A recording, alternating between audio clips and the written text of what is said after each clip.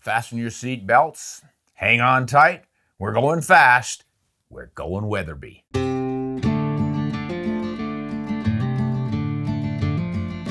Hi everyone, Ron Spomer Outdoors. I'm Ron Spomer, and I am bringing you the Weatherby Cartridges. Over the years, Weatherby has produced 16 branded cartridges, and people have been asking for some details on all of them. So we're going to start and run by caliber. The years chronologically don't quite match up, so we're going to bounce around a little bit there. But we're going to start with the smallest caliber that Weatherby ever produced and work our way up to the biggest. Now, we got to say something about the man, Roy Weatherby, who started all this. Way back in the early 1940s, he was playing around with this. Kansas kid, I think he was a farm kid, pretty handy, he liked guns, obviously, and he had this idea that he wanted to go faster than everyone else. And that pretty much sums up Weatherby Cartridges. He essentially took every caliber, every popular caliber, and made the fastest cartridge available in that. And he still holds a record for most of them. So it's pretty interesting stuff. Let's get started with his first concoction, which isn't even on the table. It's a 22, and he called it the 220 Weatherby Rocket. Great little name for a cartridge back in the early 40s. Unfortunately, he never produced it. He didn't build the ammo or the rifles to produce it. And I think a big part of the reason was because it was essentially Winchester's 220 Swift cartridge that had come out in 1935, and he sort of Ackleyized it, if we can use that word. You know, the P.O. Ackley improved cartridges, when they'll take a cartridge and straighten out the sidewalls and make a sharper shoulder on it, maybe push it forward a little bit to increase powder capacity. I think that's what Roy was doing with his rocket, but there were several other ones like that already out there. So instead of producing that, he jumped right into what would probably be more popular hunting cartridges for deer and sheep and elk and moose and that sort of thing. So by 1944, he had pretty much come up with his 257, 270, and 300 Weatherby Magnum cases. Now, let's go down to the calibers here, not worry so much about the age in which they were produced. And here is his successful 22 version. Instead of the rocket, he went with this little thing. And look at that cute little belted cartridge. Where the heck did that come from? I don't know. He made it out of whole cloth, I think. And it came fairly late in his career. Let's look at the dates here on my chart. 224 Weatherby Magnum, 1963. Now, that thing will throw a 55 grain bullet, 3,650 feet per second. And if any of you know anything about the 22-250 Remington, you will know two things. It didn't come out until 2 years later in 1965, but it does almost exactly the same speed. And that's why the 224 Weatherby Magnum never really made a mark. Not only was it proprietary and only available from Weatherby, but it didn't do anything that a more popular and easily accessible 22-250 Remington didn't do. So it's just essentially an obsolete cartridge. I think, I'm not positive, you might want to check it out, but I think Weatherby still loads it and builds rifles for it. But it's certainly not the most popular 22 out there. However, if you are a Weatherby nut, if you just like the whole idea of Weatherbys and having the fastest ones they make and all, you might want to pick one of these up and add it to your collection, even if it's just a cartridge collection like mine. All right, next up is the 24s. And here again, Roy was a little bit behind the curve. And I think it was because he was concentrating on the big game cartridges. But the 24s got famous in 1955 when the 243 Winchester and 244 Remington came out. So Roy didn't come out until 68, and I think he saw what was happening with these 24s. They were really taking over. A really popular combination deer and varmint hunting cartridge. So once again, he went with his famous double radius shoulders, where you've got it rounded at the start of the shoulder and then rounded again into the neck, and the belt. He just went for those belted magnums. It looks pretty much like about the same diameter as a 30-06 with a belt stuck on it. So that was his 24. What comes next? Obviously, it's the 25s, and he jumped on this one right quick. I think this was a 1944 number. Let's look. 257 Weatherby Magnum, 1944. Through a 120 grain bullet, 3,300 feet per second to generate 2,911 foot-pounds of energy. This was Roy's favorite. He actually used one in Africa to take an elephant. I think he took buffalo with it. He pretty much took everything with it. And this is one that he used to advertise his idea of hydrostatic shock. All of his cartridges were hyper fast, and he sold that. That marketing message was hyper velocity, hydrostatic shock. One shot hit them anywhere and they die. A lot of that was smoke and mirrors, but a lot of it happened. People really liked that whole idea of a hyper velocity cartridge hitting the target. So it certainly shot flat, and most of his cartridges definitely shoot flat. Many of them are the flattest in their caliber. Pretty much all of them are the fastest in their caliber. He certainly tried to achieve that and usually did it. But we're going to get to an interesting one a little bit later on. That is the flattest shooting cartridge in the world. But first, it's the new one, the 6.5 RPM from 2019. And that's this guy right here. And you'll notice something radically different about this. It does not have the double radius shoulders, and it doesn't even have a belt. This is the first Weatherby cartridge that didn't have a belt. And it's obviously a modern invention of his grandsons. John, he is coming out with what is really more popular these days, no belts. People just don't like belts anymore because they have come to realize that it's mostly a marketing gimmick. It doesn't make the case any stronger. It doesn't help with ballistics in any way. It's just a head spacing device left over from way back in the early 20th century. So you really don't need it.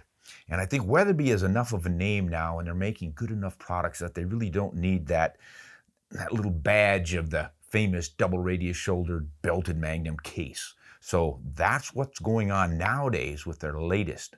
And that one is obviously throwing a 140 grain bullet, 2,975 feet per second. That is not the fastest 6.5 in the world, but we're going to get there. And the very next one does it. Notice that it's longer. It still does have the belt and the double radius shoulder. It's called a 6.5 300 Weatherby Magnum. That one came out in 2016, and as you'll notice, it's taller. That is based on the full-length Magnum Actions, which are based off the 375 H&H as the original case that Roy worked with. He never actually produced that when he was living.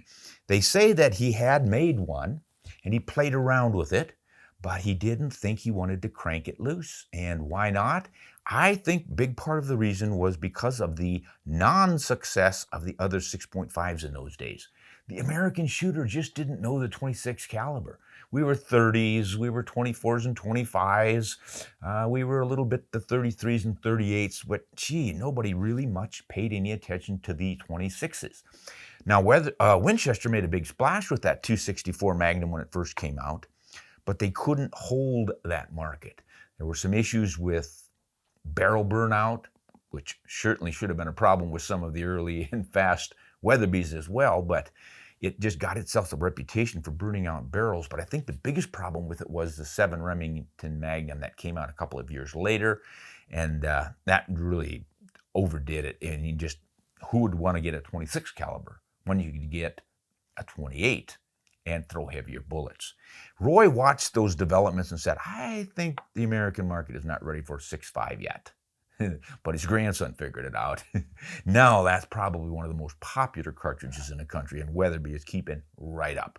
And this is the fastest, flattest shooting cartridge. Well, I take it back. It's not the fastest, but it is the flattest shooting. If you use its lightest bullets and drive it to top velocities, it will shoot flatter than any other cartridge you can come across.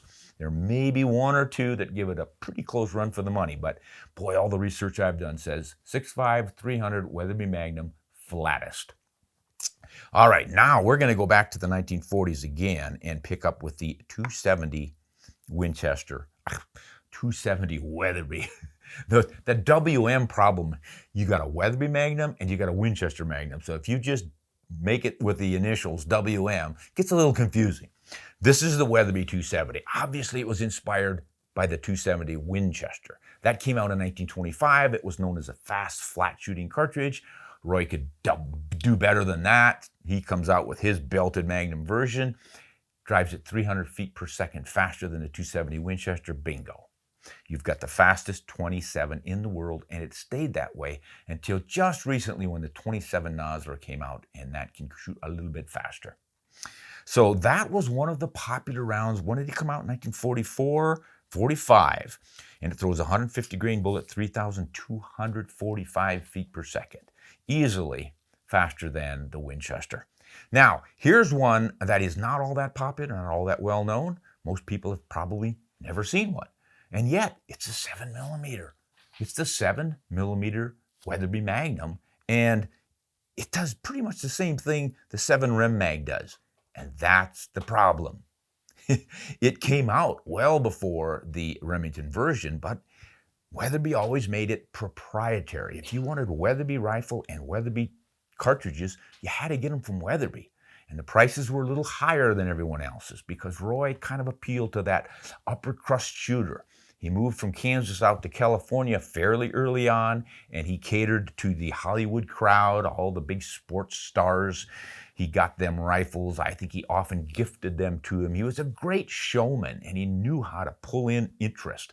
Everybody knew about Weatherby. Everybody knew those racy-looking rifles. I mean, his rifles were as fast as his cartridges. He had a lot of flair in them, the big Monte Carlo stocks and the flared pistol grips and the raked fore-end tips on them, and they just really stood out. That was his shtick. But the 7mm, good as it was upstaged by the Remington version, even though it came out quite a bit later. It wasn't until 1962. And they're both based on that same 375 H&H belted case. It's just that you've got double radius shoulders on the Weatherby version. And much as it was hyped that this somehow improved the gas flows and burning of the powder better and all that, it really doesn't. It's never been proven to amount to much. So I think most people figured that out, but mostly it was you could get a lot less expensive rifle in the 700 Remington than the Weatherby. And the ammunition was less expensive as well. So that's why the Weatherby version of the 7 is not all that popular. But the next one up really is. I want to thank all of our patrons on Patreon for helping support the channel. If you folks would be interested in supporting Ron Spomer Outdoors YouTube channel and our website, all the blogs and videos we produce, you could join us on Patreon. Just go to patreon.com, Ron Spomer Outdoors, and we'll sign you up. You get early access to our videos. There's a newsletter. And you even get 15% off at the Ron Spomer store, RSO store. So check us out. Also, check out ronspomeroutdoors.com, our website. Lots of blogs with good information there. 300 Weatherby Magnum. This is perhaps the most famous of all the Weatherby cartridges. And as you can see, we've now stepped up to a full-length Magnum case. And that is why the 300 Winchester is not quite as fast and powerful. It's more popular because, once again, Winchester, everybody loads for it. You get it in all kinds of rifles. It's not proprietary.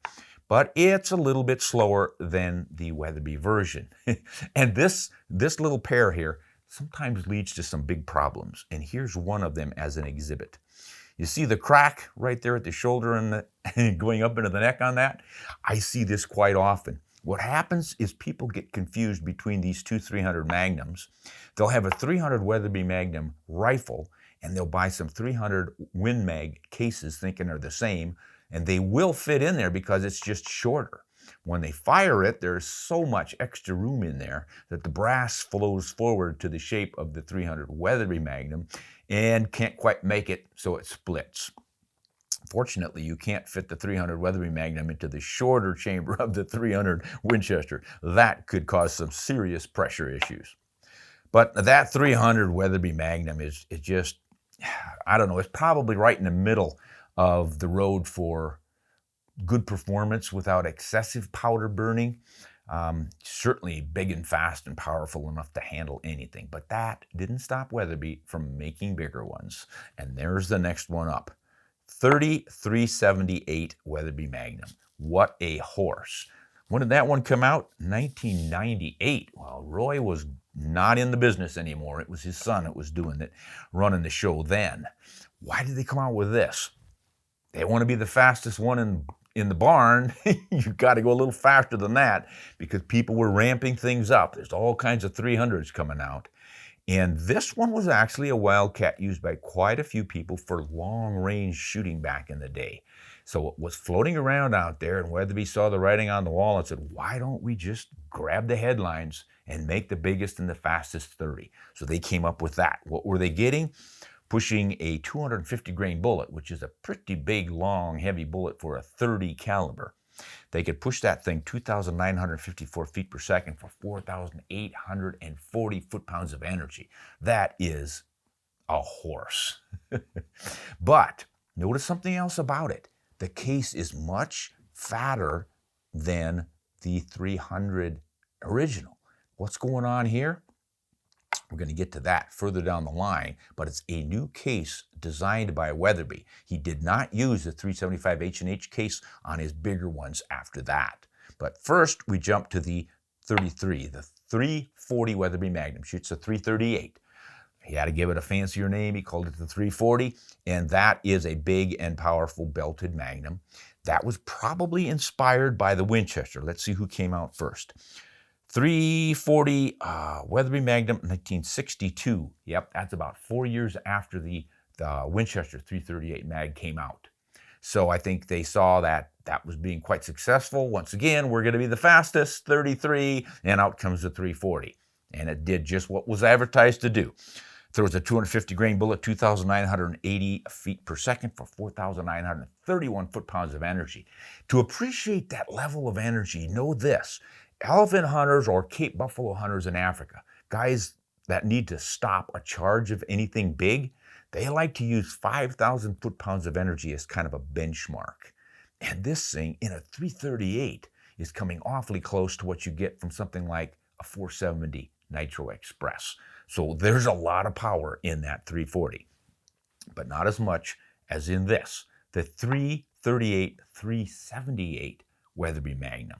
Once again, we've gone to that bigger case. We're going to get to where that case came from, but boy, you can see right away you've got a lot more powder in there. What are you going to do with that bullet now? The 338, 378 Weatherby Magnum came out in 1999, pretty new. That same 250 grain bullet will now go 3,009 feet per second for more than 4,000 foot-pounds of energy.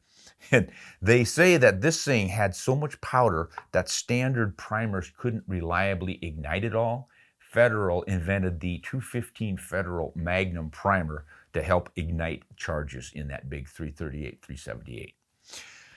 Okay, now we're going to step up to the 375s. Obviously, Roy had to come out with something that was going to be better than the traditional 375 H&H Magnum. That was kind of the standard back in the day. It really pretty much still is. What was Roy going to do to better that?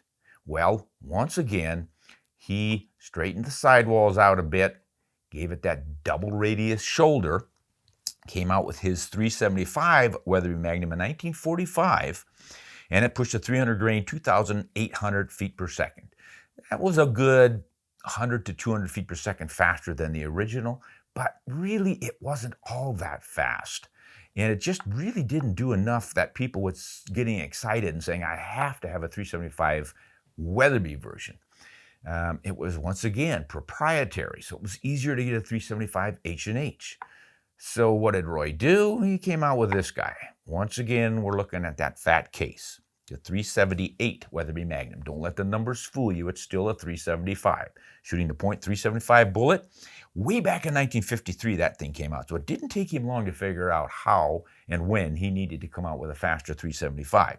1953, it was already pushing a 300 grain bullet, 2,925 feet per second for 5,700 foot-pounds of energy. There was the new horse. This guy was really powerful. And that became his standard, and that case was an original. He didn't have any belted Magnum case that he could use to design that, so they think what he did, because the measurements are pretty close to a 416 Rigby, which doesn't have a belt, they think he probably took that idea, used those dimensions, put a belt around it so he would have his signature belt, did the double radius shoulder thing again, and then he had his 378. And that was a powerhouse, but it wasn't the biggest. Still to come. So the next one up is the 416 Weatherby Magnum. Didn't come out until 1989. Once again, Roy wasn't involved in developing that. 400 grain bullet at 2,700 feet per second, 6,474 foot-pounds of energy. Wow. That was inspired by Remington. Remington came out with a 416 Magnum before Weatherby did. Remington took the 375 H&H, necked it up to 416. Pretty sensible, reasonable way to go, but it didn't produce the kind of power you're going to get out of this one, because look at the difference in the powder capacity. So even though the Remington is once again more accessible, more affordable, the winner in the power category, in the velocity category, of course, is the Weatherby Magnum 416. Now here comes the champion, and I mean champion, 460 Weatherby Magnum. This thing hit the streets in 1958, throwing a 500 grain bullet 2,600 feet per second. Doesn't sound very fast, does it? Ha! 500 grain bullet? That produces 7,505 foot-pounds of energy. That is more than the 470 Nitro Express. It's more than the 500 Nitro Express. This fairly short, small-looking little cartridge is more powerful than those old big British elephant rounds? Yes. How can that be? Because higher chamber pressures. Almost all of Weatherby's cartridges were pushed to the highest allowable chamber pressures, and that's almost always 65,000 psi of chamber pressure. So this one is really, other than, say, the 600 Nitro Express and the 700 Nitro Express, of which there are darn few examples anywhere. They're just not affordable, and they're in double rifles, so they're super expensive. So most people are never going to have access to them. But other than those two, the only round really that's going to beat the 460 is the 50 BMG. And there's not many people going to carry that around in a sporting rifle for hunting Cape buffalo. But, you know, the odd thing is the 460 Weatherby Magnum is not very popular with dangerous game hunters. Despite its impressive numbers, it just doesn't seem to do that well with terminal performance on big animals. I don't quite understand what it is. I always assume it must be the wrong bullet, because I don't understand how more energy and a bigger bullet on target can't translate into more successful terminal performance. And yet the 416 is not as popular as some of these older, slower British cartridges. So I'm not real sure what's going on there. Maybe some of you are, and you can weigh in on it. But until then, these are the 16 Weatherby cartridges that have been produced. Most of them still are. The little 224 might not be, but check out Weatherby and find out exactly what they have. If you're a collector, you might want to get into the Weatherbys, even if it's just to collect the cartridges, because they're so unique, they're special. But if you like to collect rifles, you could, of course, have yourself a Weatherby rifle collection, and I suspect many of our viewers have one. It would be fun to find out who has one of everything. Surely somebody out there has a rifle chambered for every one of these cartridges from Weatherby. If you do and you care to advertise the fact, write into the comment section and let us know what you've all got. It would be fun to find out just who or how many people. I won't give any names or personal information out, but really would be fun to find out if anyone out there has one Weatherby rifle in every one of the cartridges that Weatherby has produced. Well, that's my history of Weatherby cartridges. I hope I got them all. If anyone has information on a cartridge that I didn't mention, boy, I'd sure love to hear about it, because I couldn't find any more than these. And if anyone out there has a sample of each one of these in a Weatherby rifle, boy, that would be fun to know too. Send in your comments and let us know. Until next time, this is Ron Spomer wishing you all the best. Hunt honest and shoot straight.